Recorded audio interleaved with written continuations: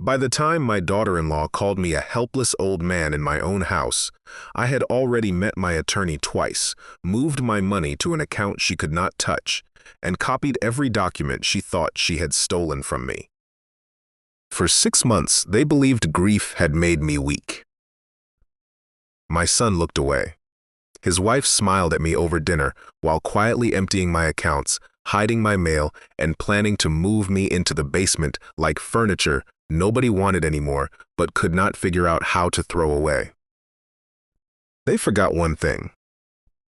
Before I was a widower in slippers sitting by a window with cold coffee in my hand, I was a structural engineer. I spent 34 years finding cracks before bridges collapsed. I learned to be patient. I learned to stay quiet while I gathered data. I learned that the moment you confront a failing structure before you understand it completely is the moment it takes you down with it. The crack in my family had my daughter-in-law's fingerprints all over it. I just needed to prove how deep it ran. My name is Calvin Mercer. I am 68 years old, and for most of my life, nobody in Cedar Rapids ever called me helpless. I built a small structural engineering firm over 34 years. I walked job sites before sunrise. I read load calculations the way other men read the morning paper. I caught errors that would have sent steel and concrete into rivers with people on top of them, and I took that responsibility more seriously than anything except my family. My wife, Hannah, was the center of everything I built. We met when I was 26 and she was 24, at a barbecue held by a mutual friend in the backyard of a house I later realized was not structurally sound. Hannah wore a yellow dress, argued with my friend about whether the concrete steps were sinking, and was completely right. 3 months later, I asked her to marry me in the parking lot of a hardware store because that was where I always felt most like myself. She said yes before I finished the question. We were married 41 years, 11 months, and 9 days when she died. Pancreatic cancer. 11 weeks from diagnosis to the end. The doctors said it was fast, as if that was supposed to be a comfort, as if speed makes the hole smaller. I held her hand when she went. I asked the nurse twice if the monitor was wrong. It was not wrong. At the funeral, everyone was kind in that exhausted way people are kind when they do not know what else to be. My son Brennan stood next to me in a dark suit that was slightly too tight across the shoulders. His wife Reese wore black and cried in a way that looked practiced, though I did not think that at the time. I thought she was grieving too. I thought she cared. I was wrong about a great many things in those first weeks. After the service, Brennan came to me with the careful voice men use when they want something but need to sound like they are offering something. "Dad, you should not be alone in that house," he said. "Come live with us. We have room. Reese wants you there." I was too tired to hear the shape of what was inside those words. So I sold the house on Linden Street. The house where Hannah had planted lilacs along the back fence every spring, where the kitchen still smelled faintly of her hand lotion if you stood near the cabinet by the window, where every room remembered her in some small way I was not ready to stop finding. After the mortgage was settled, the sale left me with $378,000. I gave Brennan and Reese $90,000 toward the new house they were buying in Marion. I wanted to be useful.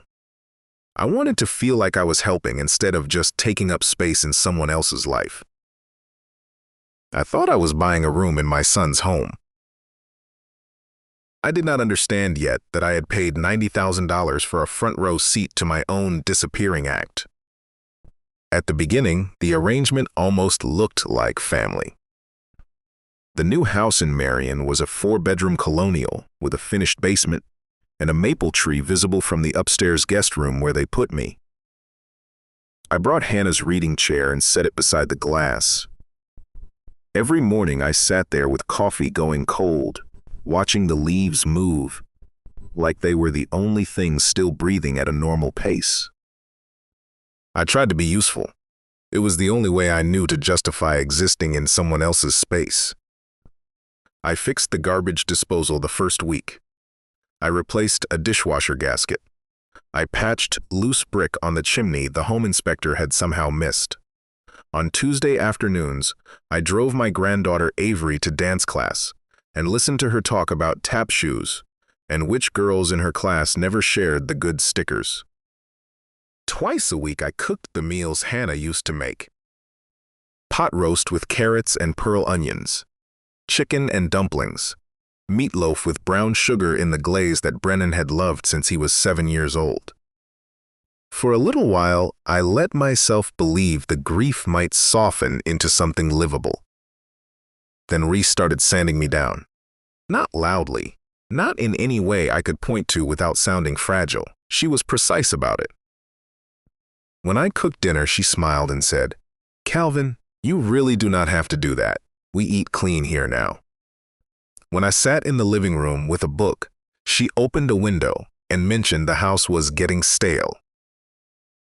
One morning, while I was standing 3 feet from her pouring my coffee, she told Brennan the upstairs hallway smelled like an old person. Brennan did not say anything. He just looked at his mug. That was when I started to understand that Reese was not the only problem. Brennan's silence was helping her. That hurt more than anything she said. I had lived with Hannah 41 years. I knew what it sounded like when a family was actually a family.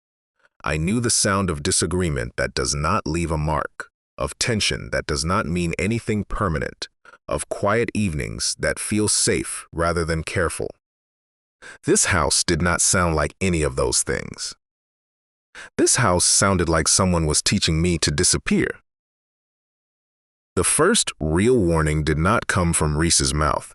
It came in a white envelope forwarded from my old address on Linden Street. I almost set it aside in the pile on my dresser. Grief had made ordinary paperwork feel like climbing a mountain without breakfast.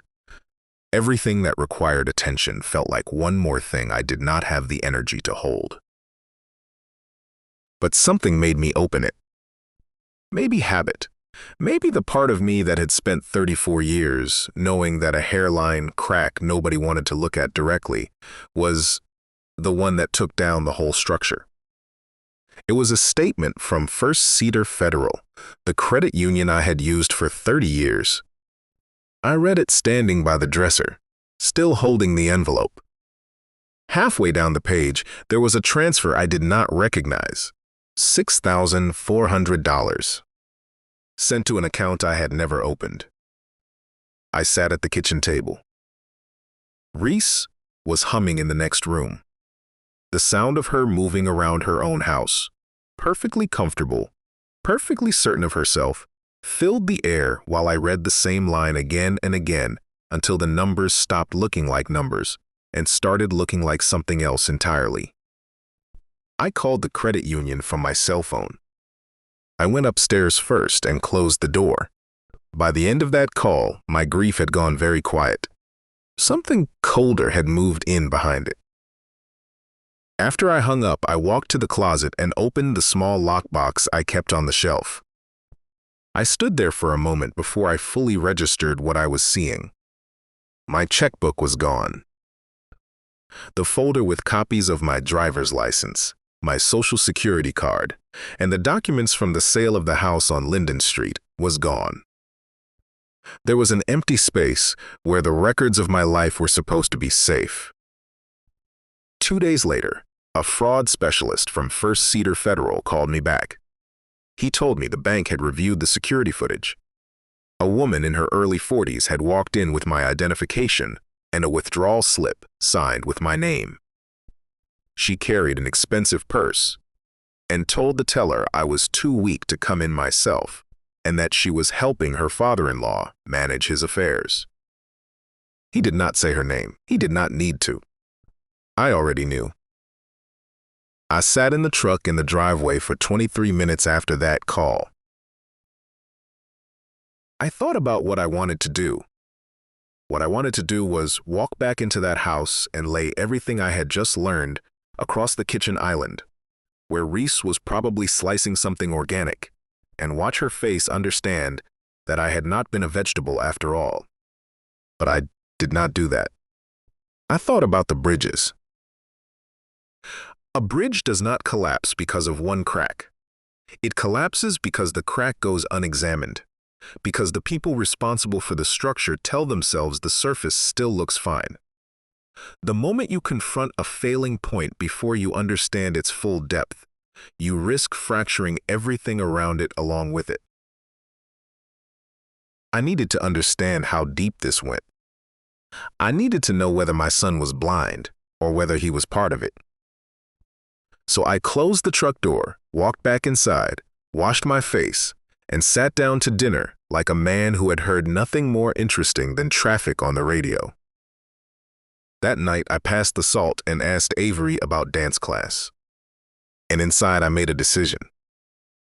The next morning, while Brennan was at work and Reese was running errands, I drove to a UPS store on the other side of Cedar Rapids and rented a private mailbox under my own name.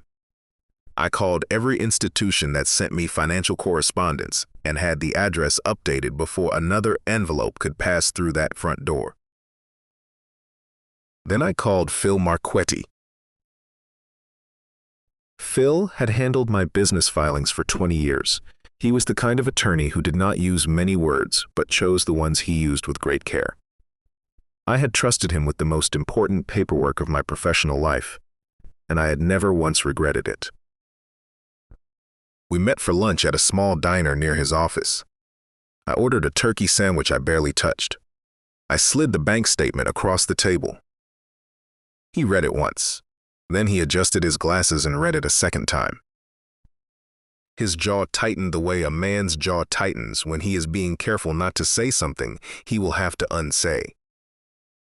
"Calvin," he said, his voice lowered, "this is not a family disagreement. This is fraud." "I know," I said. "Help me find out how far it goes." By the end of that lunch, Phil had given me 3 instructions: protect the money, preserve every document, and from that point forward, stop relying on what people said and start recording what they did. That afternoon, I drove to Iowa City and opened a new checking account at a bank Reese had never heard of and would have no reason to visit. I moved my pension and my Social Security deposits to that account. I changed every password I still controlled on every financial platforms I used. Then I stopped at a small electronics shop Phil had mentioned and bought a voice recorder no bigger than a stick of gum. It held enough memory for days of audio and a battery that ran longer than it had any right to. I slipped it into the breast pocket of my old work jacket, the one I wore around the house, because it had deep pockets and felt like mine. The one Reese had once told Brennan she wished I would stop wearing because it looked worn out. I kept wearing it. For the next 6 weeks, I became exactly the old man she believed I was. I sat in my chair. I cooked dinners she complimented insincerely. I drove Avery to dance. I nodded at Brennan's stories about work and let Reese refill my water glass without thanking her too much or too little. And I listened. What I heard over those 6 weeks was worse than one theft from one account. Reese had a brother named Cody who lived in Phoenix. Brennan knew almost nothing about him, which should have been a signal years earlier. Cody ran what Reese called an online business, though from the fragments of her phone calls that drifted into the laundry room and through the walls, the online business mostly involved needing money and never specifying why. One Saturday afternoon, I sat at the kitchen table while the dryer ran loud enough that Reese thought her voice was covered. She was wrong. "It is fine," she said. "He is basically a vegetable since his wife died. He does not track anything, and Brennan signs whatever I put in front of him." I sat with cold coffee in my hands. A vegetable. That single line stayed in the recorder in my breast pocket. It was also the mistake that eventually buried her. By late July, Reese stopped using small insults and moved toward the next phase of whatever plan she had been following. One evening, while Brennan was at his softball league and Avery was upstairs doing homework, Reese sat across from me at the kitchen table. She had a mug of herbal tea wrapped in both hands, the kind she made when she wanted to appear thoughtful. "Calvin," she said in the voice she used when she was about to give me news I was supposed to receive gratefully. "Brennan and I have been talking.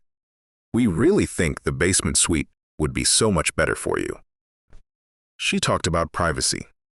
She said the upstairs might get louder because they were thinking about expanding their family. She mentioned carpet, a better bed, maybe a small kitchenette someday. I looked at her. There were 2 empty bedrooms upstairs. One held moving boxes from the previous year that had never been unpacked. The other had a treadmill nobody used. Reese did not want me comfortable. She wanted me out of sight, out of earshot. Far from the front door when mail arrived, far from the conversations she had not been careful enough to keep quiet, far from any window where I might see who came and went. I told her the basement sounded like something to think about. I thanked her for considering my comfort. That night, I drove to the Walmart parking lot 2 miles away, parked under a light near the garden center, and called Phil from my cell phone. "I am ready," I told him. He was quiet for a moment. "Calvin, once we file this, it does not go back. There is no quiet resolution after." I looked through the windshield at a man lifting a sleeping child from a shopping cart, draping a small arm over his shoulder with the careful ease of someone who had done it 100 times. "I know," I said, "but I need this done cleanly. I need Brennan to see all of it, not just the piece she can explain away." Phil exhaled slowly. "Then we do it cleanly." That was when the situation changed from protection to consequence. I was no longer trying to get my money back and move quietly into the basement. I was going to prove exactly what Reese was in language too clear and documented to argue with. For the next 2 weeks, I gave Reese the old man she had already decided she understood. I let her walk me downstairs one Saturday morning to show me where the bed would go. I listened while she explained carpet samples and talked about the lighting she might install. I stood in the cold corner of that unfinished space with the sump pump kicking on behind the wall and told her it sounded very thoughtful. She could not hide how pleased she was. What she did not know was that Phil had already filed the initial fraud reports with the county and flagged the accounts to the Federal Banking Authority. A private investigator named Darren Moswell had already begun tracing Reese's travel, her contacts in Phoenix, and the account where the money had been sent. She thought she was about to move me out of sight. She did not know the trap had already closed. The $6,400 transfer was only the thread. When Darren pulled on it, the weaving underneath came apart fast. The money had gone to an account at Mountain View Federal in Phoenix. The account was officially in Cody's name, but Reese's access appeared in the records multiple times. The transactions were timed with Brennan's softball nights, with my doctor appointments, with any morning where I was reliably out of the house. Then Darren found more. A transfer of $3,000 disguised as a medical copayment. Two smaller withdrawals made in the weeks after Hannah's funeral, when I was still barely opening my own mail. A debit card I had never requested that had been used at stores in Phoenix during a weekend when Reese told Brennan she was visiting a college roommate. By the time Phil laid the complete folder in front of me at his office, the total was close to $30,000. Reese had not stumbled into one mistake. She had built a system, a patient, methodical system designed around my grief. Phil took off his glasses and set them on his desk. "Calvin," he said, "there is something else." He told me Darren had found a pattern. Reese and Cody had done this before. Not to strangers. To people they were close to. People who felt too embarrassed to report it. People who were too isolated or too old or too deep in grief to be certain enough of what they knew to act. A former elderly neighbor of Cody's who had since moved to assisted living. A great uncle on Reese's side who had recently passed away and whose estate showed a similar gap. A former partner of Cody's who had filed a complaint 2 years earlier that had not been pursued. I was not their first target. I had simply been the most recent one. I was quiet for a long time in Phil's office. Then I said, "Make sure the investigators see all of it." I chose a Thursday evening in early August, 6 months to the week after Hannah died. I told Brennan I wanted to cook something special to mark the day. He looked relieved the way people look relieved when grief comes with something familiar to do, something they can sit down for and share. So I made Hannah's pot roast. Carrots, pearl onions, rosemary, low and slow in the cast iron Dutch oven she had used for 20 years. I made peach cobbler with the recipe she kept on an index card tucked inside a cookbook on the 3rd shelf. I opened a bottle of Cabernet Brennan had always liked. I set the table for 4. At 6:30 we sat down like a normal family. Reese said the roast smelled wonderful. Brennan poured the wine. Avery asked if peach cobbler technically counted as eating fruit. I waited until everyone had food in front of them. Then I set down my fork and folded my hands on the table. "I have made a decision about the basement," I said. Reese's smile appeared before the sentence was finished. She had been expecting this for weeks. She had already won, as far as she knew. "Oh, Calvin," she said, warm as a woman who has never stolen anything in her life. "That is wonderful. We really think the privacy will be so good for you." I looked at Brennan. "I am not moving to the basement," I said. "I am leaving the house. I bought a home in Texas. I close in 9 days." The table went quiet in a way that was different from normal quiet. Brennan put his wine glass down. "Dad, what are you talking about?" Reese's face changed. Not to sad, not to concern. To something sharper and colder, something she pushed away fast and replaced with a look of worried confusion. "Calvin," she said carefully, "you are not in the right state of mind to make that kind of decision right now.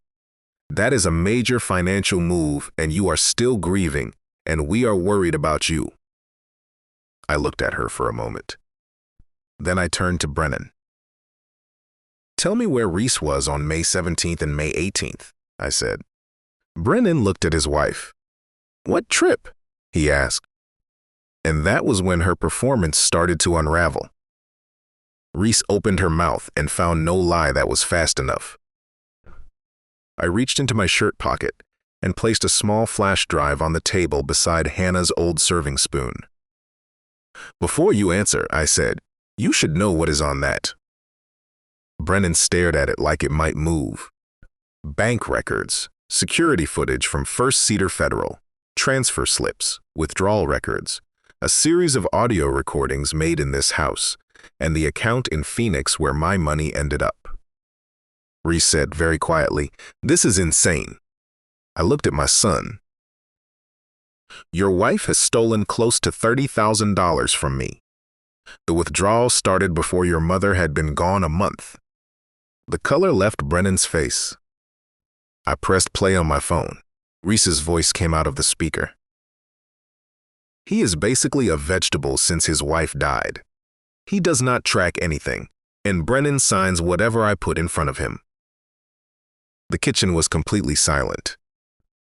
Then Reese pushed back from the table hard enough to scrape the floor. "That is not what it sounds like," she said, her voice climbing. "You are twisting this. Brennan, your father is confused. He has been confused for months. I have been trying to protect him, and this is what." "There are 9 more recordings," I said. "Bank statements, security footage, forged signatures, a debit card I never applied for, and a federal contact who already has the full file. Her tears came next. Not the kind that rise from pain, the kind that come from calculation, the kind that arrive when the truth stops working and something else is needed in a hurry. "I was good to you," she said, her voice breaking into something that might have convinced me 2 months ago. "I opened my home to you. I took care of you." I looked around the kitchen. The pot roast was cooling. The cobbler sat on the counter. Avery had gone completely still, her spoon resting in her bowl, her small face frightened and confused in the way children look when they understand something is very wrong, but cannot reach the shape of it yet. That was the only part that cost me something. I looked back at Reese. "You did not open your home to me," I said. "You used my presence in this house. You used my grief.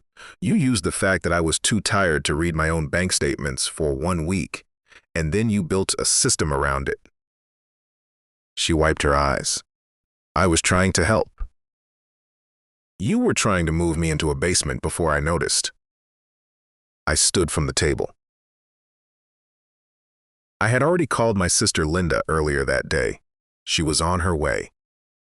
Avery would go to her house for the weekend, so my granddaughter would not have to sleep under this roof while whatever happened next happened. I looked at Brennan. He was sitting very still, staring at the table.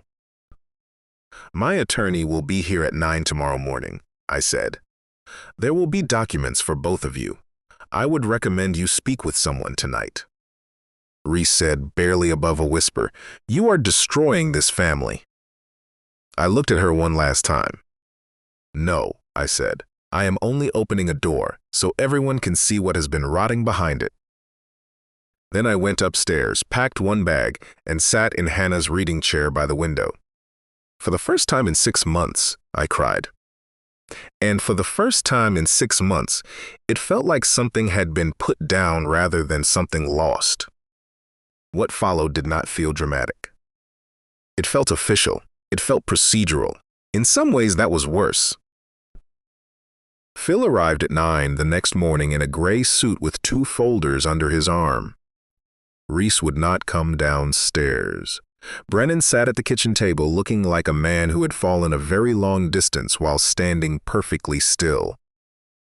By noon, the full file was in the hands of people who were not interested in tears or explanations. On Tuesday morning, federal agents arrested Reese at the house before she could begin crafting a public version of events. She was charged with wire fraud, identity theft, and forgery. Cody was arrested in Phoenix the same afternoon. Darren had been thorough. The investigators found the prior complaints, the connection to the elderly neighbor, the paper trail going back 3 years. Reese and Cody had been careful, but they had not been careful enough. They had relied on the same advantage every time, choosing people who they believed were too ashamed, too isolated, or too uncertain to fight back. Phil called me while I was standing in my half-packed room with Hannah's photograph wrapped in a towel on the bed. "Calvin," he said, "they have more than enough." I stood at the window and looked at the maple tree outside. I had expected to feel something large when I heard those words. Relief, maybe. Satisfaction. Some version of vindication that settled the weight in my chest. Instead, I felt very tired. Justice does not return what was taken. It does not give back the season of grief that Reese poisoned, or the months of dinners where I smiled at a woman who had looked at my loss and seen an opportunity. It does not unmake any of it. What it does is stop it from going further. And for people who have already lost enough, sometimes that is the only form of enough that is available. Brennan's life came apart in the weeks that followed, in ways that I did not cause but also could not prevent. Within days of Reese's arrest, he filed for divorce.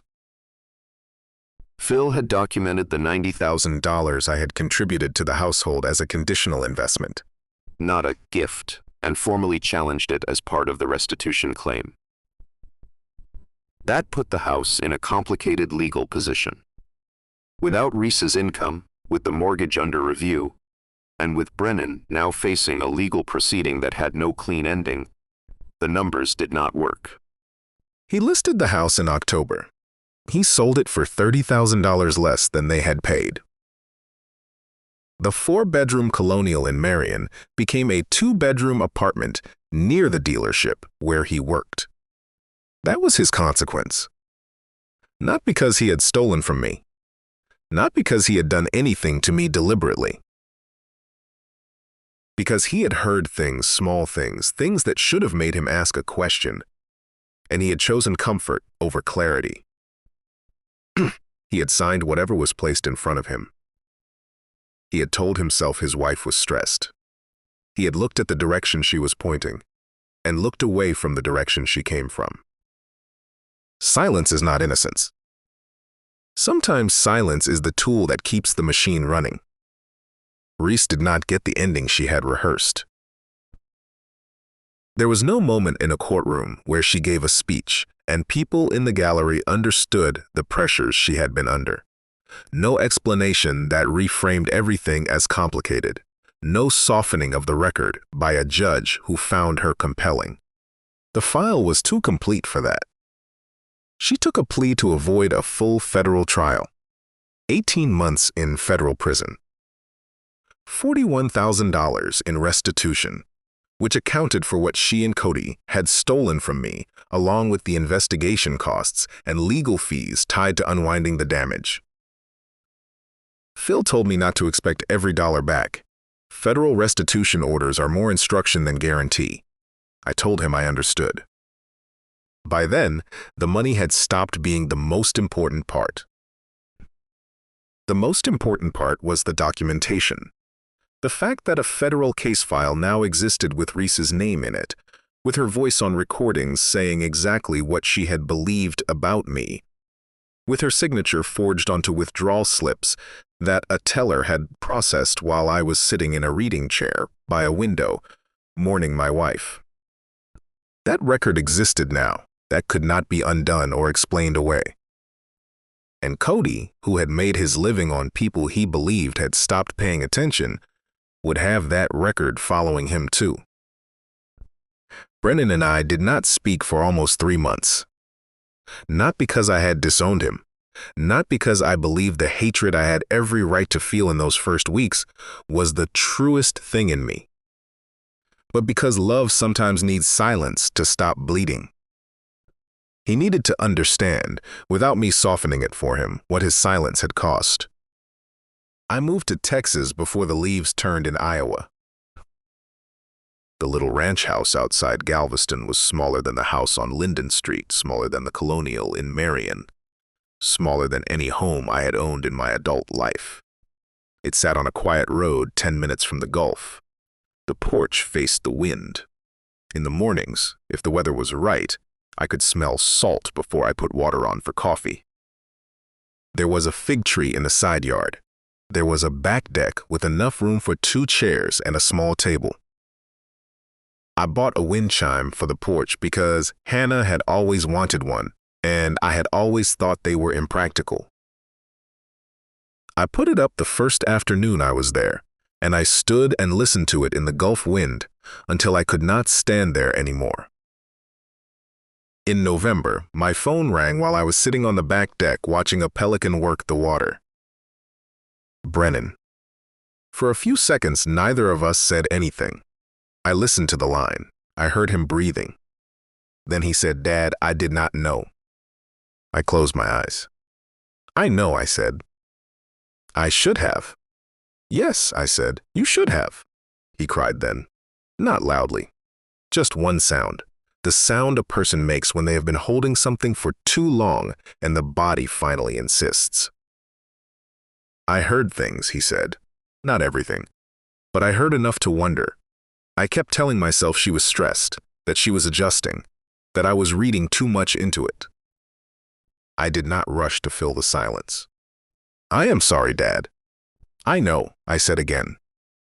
We talked for an hour that night, not about Reese, not about the case, the money, the apartment, the loss.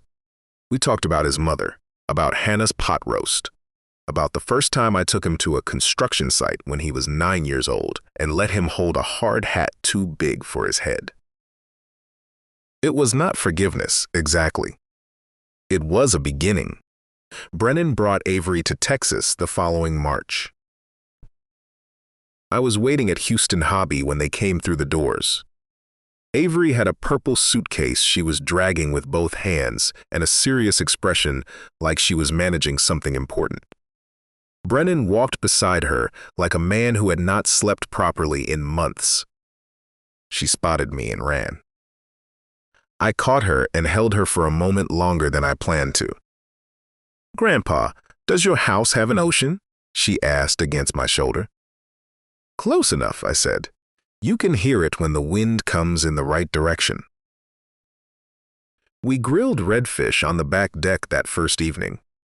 Avery learned to look for sand crabs in the wet sand near the water. She asked 17 questions about pelicans. She fell asleep in the hammock with a picture book resting on her chest, and Brennan and I sat in the chairs beside her and watched the light go flat over the Gulf.